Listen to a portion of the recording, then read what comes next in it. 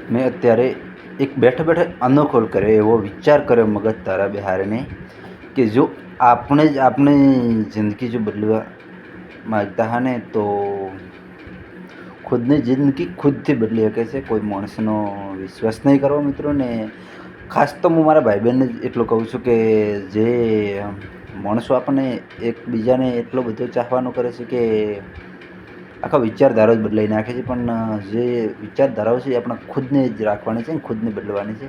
તો ખાસ કરીને મારા મિત્ર માટે છે અને એને ખાલી એટલું જ કહેવા માગું છું કે ખુદના વિચારો બદલો આપણે, તો જ આપણે આગળના વિચારોમાં ખબર પડશે કે આપણે શું કરવું છે શું નહીં કરવું મિત્રો.